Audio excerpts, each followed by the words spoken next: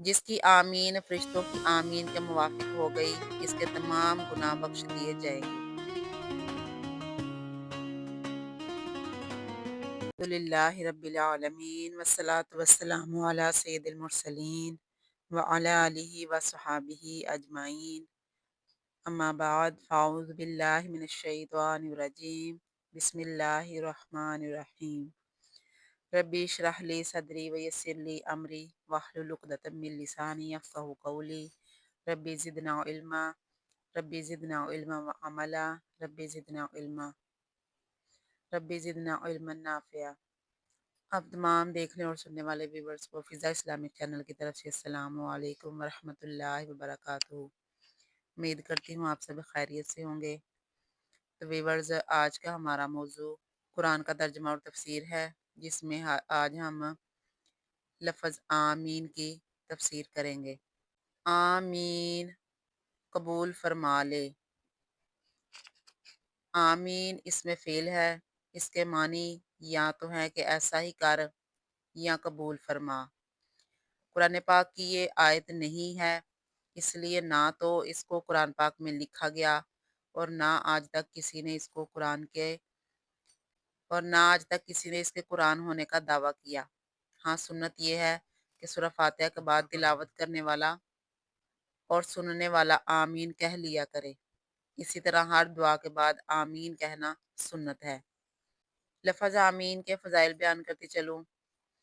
تفسیر روح البیان شریف نے اسی جگہ پر ایک حدیث نقل فرمائی کہ حضرت جبرائیل امین نے حضور صلی اللہ علیہ وسلم سے عرض کیا کہ فاتحہ کے لیے آمین ایسی ہے جیسے کتاب کے لیے مہر، یعنی جس طرح بغیر مہر کے کتاب کھل نہیں سکتی، اسی طرح بغیر آمین سورہ فاتحہ مکمل نہیں ہوتی۔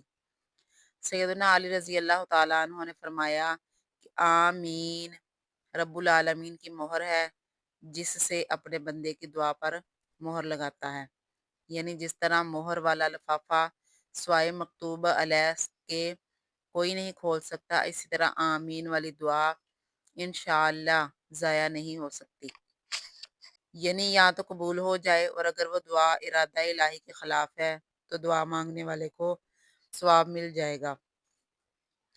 حضرت وہب فرماتے ہیں کہ آمین میں 4 حرف ہیں اور آمین کہنے والے کے لیے 4 فرشتے دعائے مغفرت کرتے ہیں۔ حدیث پاک میں ہے کہ جب امام ولدالین کہے تو تم آمین کہو، کیونکہ فرشتے بھی اس وقت آمین کہتے ہیں۔ جس کی آمین فرشتوں کی آمین کے موافق ہو گئی، اس کے تمام گناہ بخش دیے جائیں گے۔ حضرت امام راضی تفسیر سورہ فاتحہ میں فرماتے ہیں کہ شیطان اس دعا سے مایوس ہو جاتا ہے جس کے آخر میں آمین کہہ دی جائے، کیونکہ وہ سمجھتا ہے کہ اس پر مہر لگ چکی ہے اور میں توڑ نہیں سکتا۔ روح البیان۔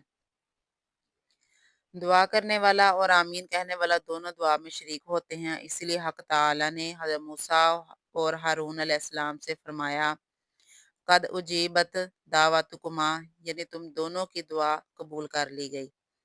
حالانکہ فقط موسیٰ علیہ السلام نے دعا کی تھی اور حضرت ہارون علیہ السلام نے صرف آمین فرمائی تھی، مگر رب نے اس دعا کو دونوں صاحبان کی طرف نسبت کیا۔ بزرگان دین فرماتے ہیں کہ مسلمانوں کے مجمع میں دعا کرنا بہتر ہے، کیونکہ اس صورت میں ایک شخص دعا کرے گا اور باقی سب لوگ آمین کہیں گے۔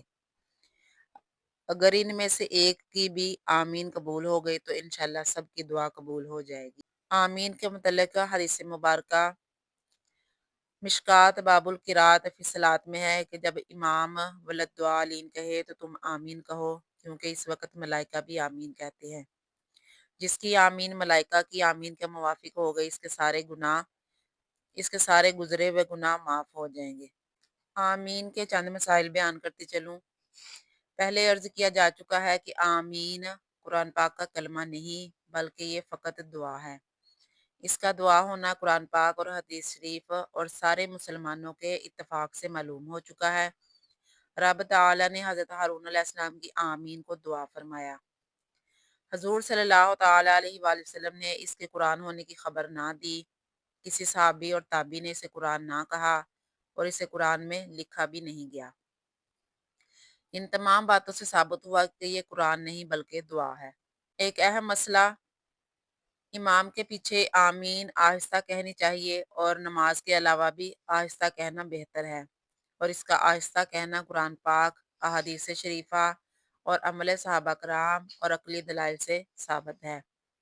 कुरान करीम फरमाता है उदू रब्बाकुम तदर्रुअम व खीफा, यानी अपने रब से आजिज़ी के साथ और चुपके से दुआ करो, जिससे मालूम हुआ दुआ दिल में करनी चाहिए और आमीन भी एक दुआ है, लिहाजा ये भी दिल में ही करनी चाहिए। कुरान करीम फरमाता है वइज़ा सालक इबादी अन्नी फ़इन्नी करीबुन उजीब दावत दाई इज़ा दआन, और ए महबूब अलैहिस्सलाम, जब मेरे बंदे आपसे मेरे बारे में दरियाफ्त करें तो फरमा दो मैं बहुत करीब हूँ और कबूल करता हूँ दुआ करने वाले की दुआ को। इस आयत से भी मकसूद यही है कि दुआ करने वाला चीखने की ज़हमत गवारा ना करे, पुकार इससे शारग से भी ज़्यादा करीब है, लिहाजा इससे आहिस्ता ही दुआ करो।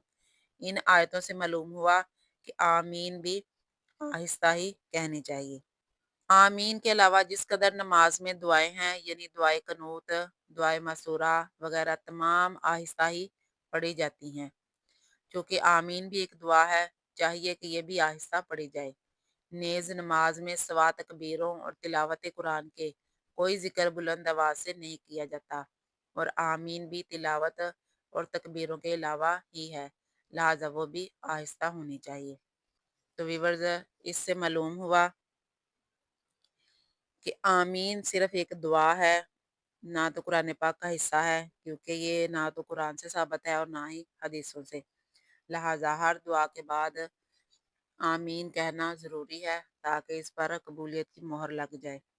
तो व्यूअर्स, आज की हमारी सूरह फातिहा बिमा आमीन तर्जुमा और तफसीर मुकम्मल हुई। इंशाअल्लाह उल अज़ीज़ हम सूरह बकरा की तफसीर लाइव सेशन में शुरू करेंगे, और इसमें हम तर्जुमा और तफसीर बड़ी तफसील के साथ बयान किया करेंगे। तो लिहाजा वो व्यूअर्स जो कुरान को तर्जुमा और तफसीर के साथ पढ़ना चाहते हैं और कुरान को समझना चाहते हैं, वो हमारी इस क्लास को ज्वाइन करें और यहाँ से कुरान का तर्जुमा और तफसीर सीखें।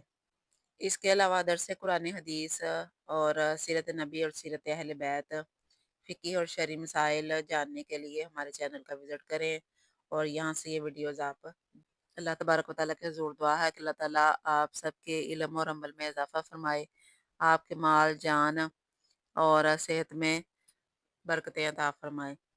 दुआओं में याद रखिएगा, वीडियो को लाइक कर दीजिएगा। व आखिर दावाना अनिल हम्दुलिल्लाहि रब्बिल आलमीन।